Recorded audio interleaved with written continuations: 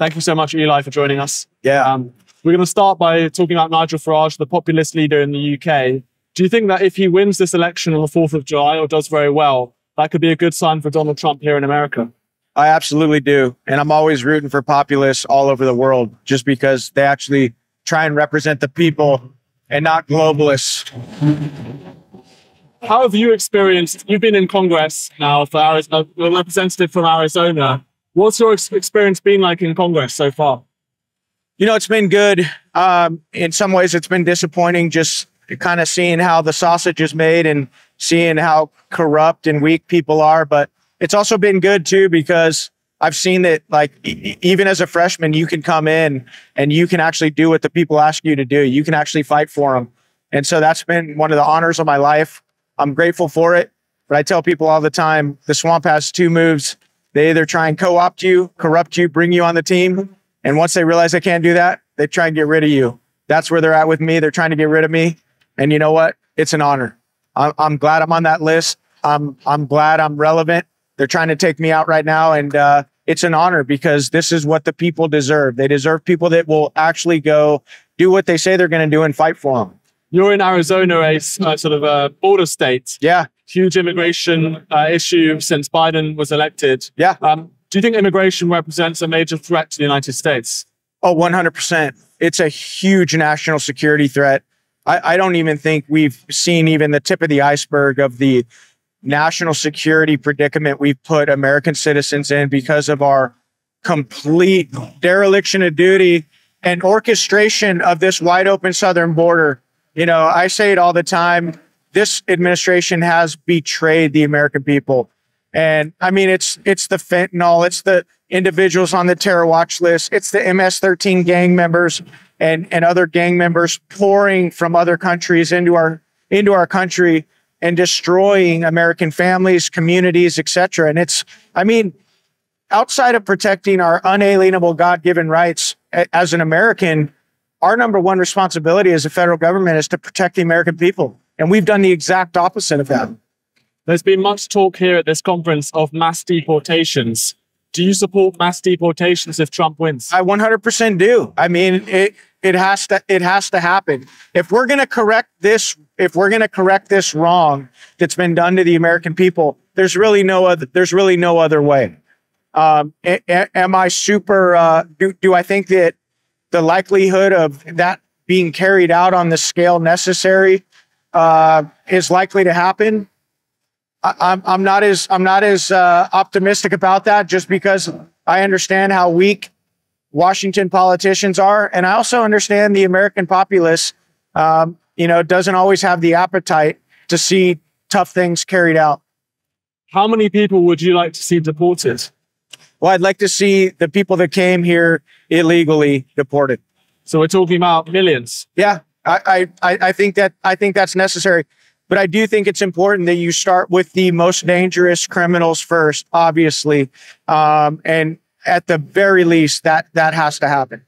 Financially, it could be quite expensive to deport these people. Some figure was even $1 trillion. Do you think it's worth spending that money to get rid of them? I do, because one thing that those people that talk about the financial cost of deportation won't talk to you about is they won't talk to you about the cost on our healthcare system. They won't talk about our law enforcement being completely overrun. You know, they won't talk about the costs of American taxpayer dollars that are actually going to these NGOs and to state, local governments to house these people, fly them all over the country, feed them, give them cell phones, etc. They won't talk to you about that cost. And so it's costing Americans right now a ton of money to deal with this crisis at our southern border or this invasion. And I think, you know, even though it will cost money to deport folks, I think it'll cost a lot more money if we don't. What do you think about the demographic shifts in the United States? White people might become a minority very soon. What do you make of that? Well, I mean, at the end of the day, I'm less concerned about, I'm less concerned about that as I am is what's actually happening to our culture as far as the deterioration and the attacks on our culture, which has a Judeo-Christian founding, right? That's what I'm most concerned about. But I do think there are efforts to, water down and, socially engineer our population as well.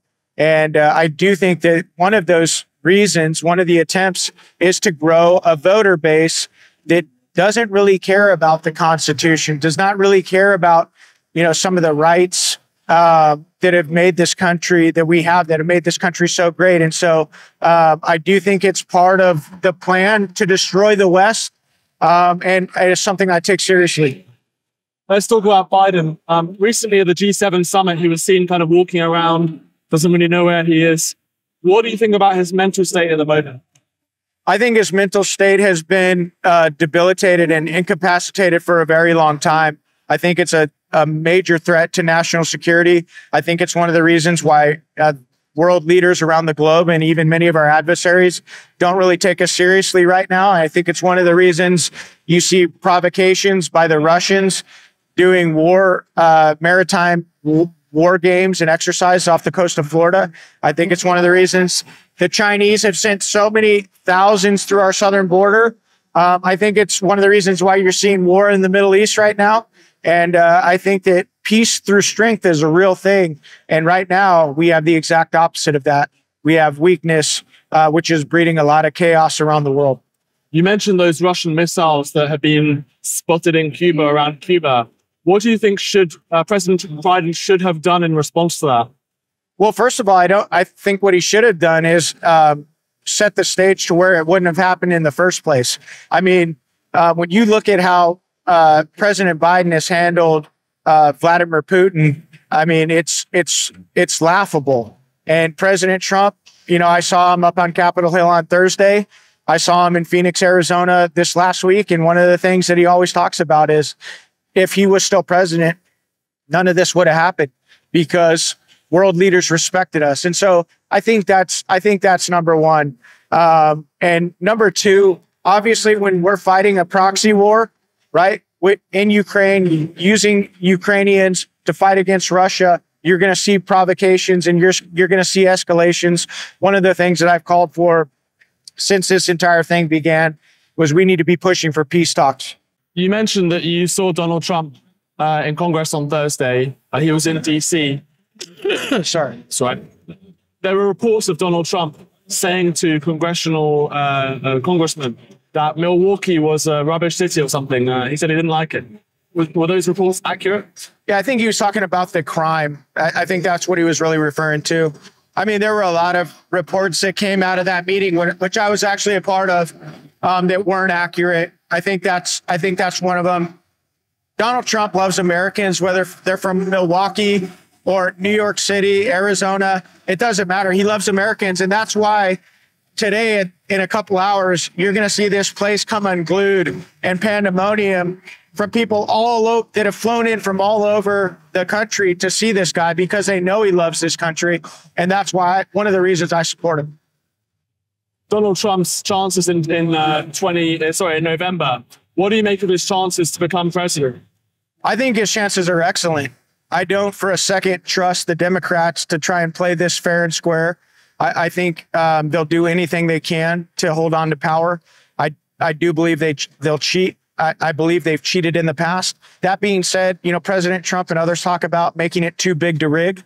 And I think it's important. And I think that's what you're going to see. I think his chances are very good because the American people are starting to see the byproduct and the fallout of so many bad policies and so much weak leadership from the United States of America and from our executive, Joe Biden.